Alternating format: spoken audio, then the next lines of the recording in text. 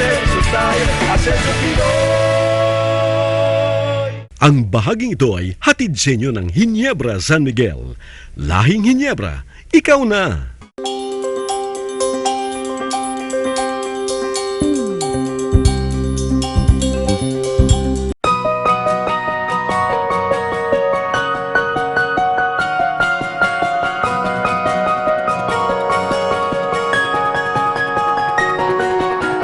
Magandang araw mga Kapinoy.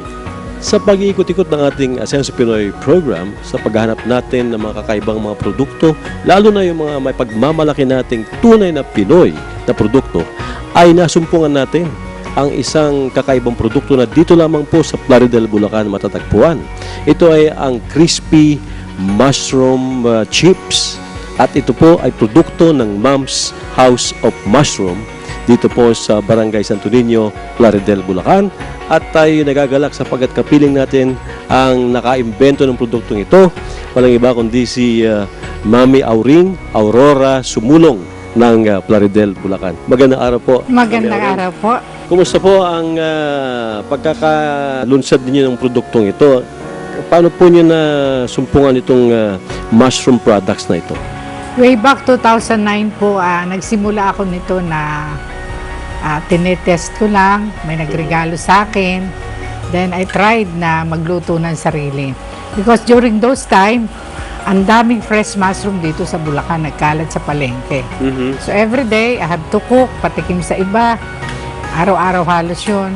At yung po bang inyong crispy mushroom, nung ito po inyong simulan, meron na ho ba kayong ginaya o naimbento, naisip na formula o ng recipe? Meron po ako recipe sa kangkong before. Dati na ho kayong gumagawa ng chippy Na crispy, mga crispy vegetable, crispy dahon sili, crispy kangkong, lahat ng dahon nakikrispy ko. So, I tried ito the mushroom fresh. Before po, nagbibenta ako nito kasama yung recipe. Because during those time, I have no intention na gawin itong business. Tinuklas ko lang ito para magkaroon difference ang catering service ko. Sapagkat meron po kayong basic na business, ito po ay ang catering. Ginagawa po nyo parang dagdag lang po sa inyo mga putahe. Yung pagkakaiba. Kasi alam ko, marahil ako lang ang magkakaroon nung appetizer like crispy mushroom. Ano po ang napansin ninyo mula po nung sinimulan ninyong mag-manufacture at gumawa po nitong inyong kakaiba na crispy mushroom chips? Ang napansin ko po noon, lahat ng bumibili sa akin na merong ingredients, bumabalik. Ang sabi daw ng asawa, ang sabi daw ng mga anak, balik na lang tayo sa original kasi hindi naman po nila makuha rin yung technique kung paano gagawa ng crispy mushroom. Noong una po, nakabalot lang sa styro na may takip. Nung pangalawa, ilang nabibili na lalagyan ng mga kung ano-anong tinapay. So lately po, this year, lumabas po ito. At sabi ko nga po, kapag niregaluhan ka ng Diyos, kompleto.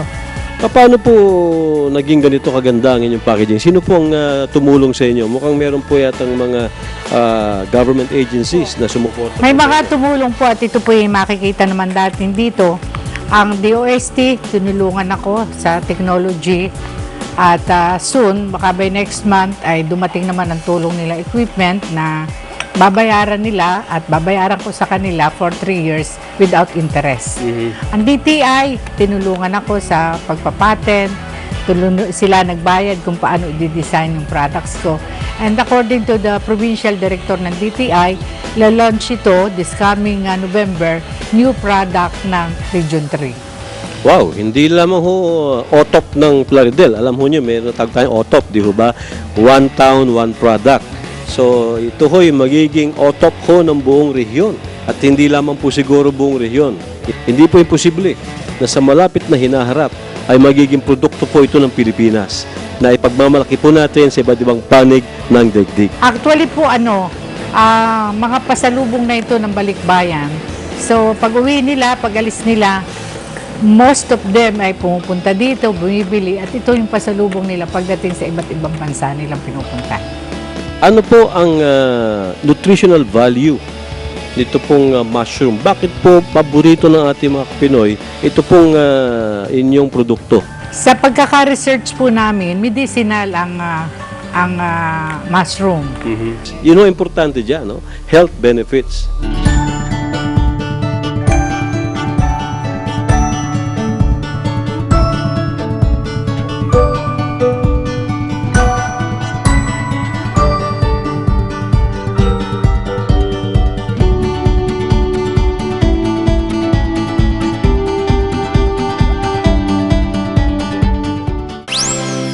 Pinoy, asenso tayo. Pinoy, asenso tayo. Asenso Pinoy.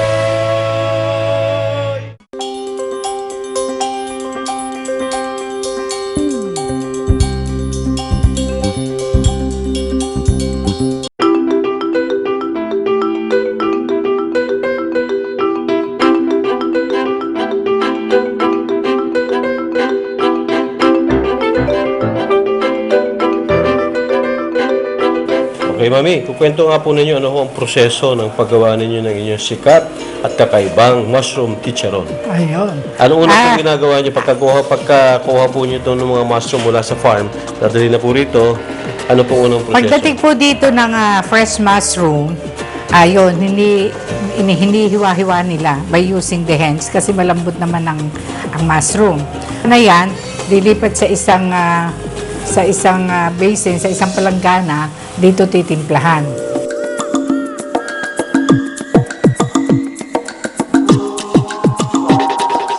Meron pang mga ibang sekreto para lumitaw talaga na iba ang crispy mushroom.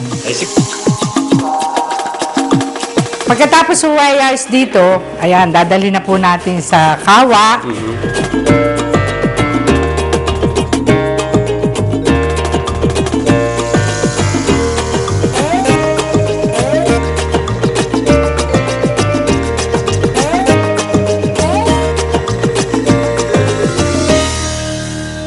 Napansin din po namin, Mami Auring, na bukod po sa inyong #1 product na crispy mushroom chips, ay meron pa po kayo iba't ibang mga produkto dito na galing po sa mushroom. Pwede po ba niyong ipaliwanag sa ating mga manonood? Makikita niyo po sa screen na meron tayong atsara, mushroom atsara. So, nagdagdag na rin po ako ng bilang pasalubong na meron akong banana chips na sa pamamagitan ng honey siya niluluto. And we have also, ito po ay kasaba chips at very healthy po, and the other one is kamote gold. Okay, sa inyo po ngayon ng pagkakataon, Mami, no? Para anyahan po ang ating mga viewers na tangkilikin po, especially po itong inyong pinaka #1 na product, ang inyong crispy mushroom chips. Sa lahat po ng mga nanonood ngayon, lahat ng televiewers ng Asenso Pinoy, inaanyayahan ko po kayo na tikman nyo ang produkto na mushroom, crispy at sara at ang iba pang produkto, banana, kamote. At alam ko po ito ay mag-add ng health sa inyo. Hindi po ito makakasira ng ating pangangatawan, ng ating kalusugan, kundi ito po ay makakadagdag ng maraming benepisyo tungkol sa kalusugan natin. At gusto ko rin pong anyayahan those who want to be a general distributor dito po sa Pilipinas o distributor na kung gusto nyo po na magtulong-tulong tayo, magka-partner tayo sa hanap buhay na ito. Makikita nyo po sa screen ang aking telephone number. Just contact, just call, just text at entertainin po natin lahat yan. Nagpapasalamat din po ako sa pagtulong at suporta ng Provincial Government of Bulacan sa panguna ni Governor Willie Alvarado. Ganon din sa opisina ng Pesedo sa panguna ni Mr. Obed Saginsin. Salamat po sa inyo. Okay, mga Kapinoy, maraming salamat po, Mami. God bless you po. God bless you too. Mga Kapinoy, yan po si Mami Auring, Aurora Sumulong ng Santo Niño, Plaridel, Bulacan. Ang ating pong tatawagin ngayong Queen of Mushroom Crispy Chips. At sa malapit pong hinaharap ay makikita natin po ang paglago at pag-asenso ng kanyang Mom's House of Mushrooms. Asenso Pinoy!